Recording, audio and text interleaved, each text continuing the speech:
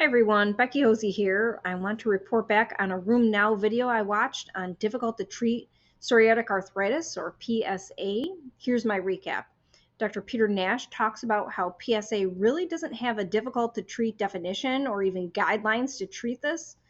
And this is because other diseases like rheumatoid arthritis and ankylosing spondylitis, they have these guidelines and definitions.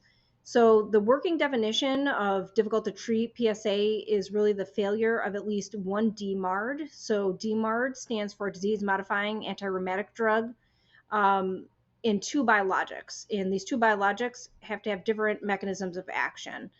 Also, there has to be evidence of ongoing inflammation. So let's break down this last part about the ongoing inflammation. Common lab tests that you might be familiar with, like CRP, C-reactive protein, and erythrocyte sedimentation rate, those won't be considered. But instead, they want evidence of inflammation seen on imaging studies like MRI and ultrasound, which are very sensitive to pick up even just the slightest amount of inflammation. So these will be items used to confirm active inflammation. Dr. Nash also noted something of a subset called complex to manage PSA. In these cases, the person has failed numerous medications and seems to have chronic widespread pain.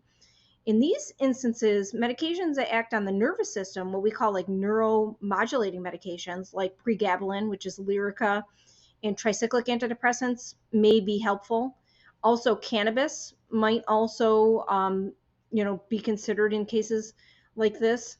Again, more research needs to be done. It's really important to identify difficult to treat PSA early, right? Breaking this vicious cycle of inflammation and intervening before further damage is done. An interesting point was that individuals might need two different biological medications at the same time. And of course, there are potential safety concerns with using two biologics, especially with the older medications. However, Dr. Nash noted the newer medications, the interleukin inhibitors like IL-17 and IL-23, might be good options to use together.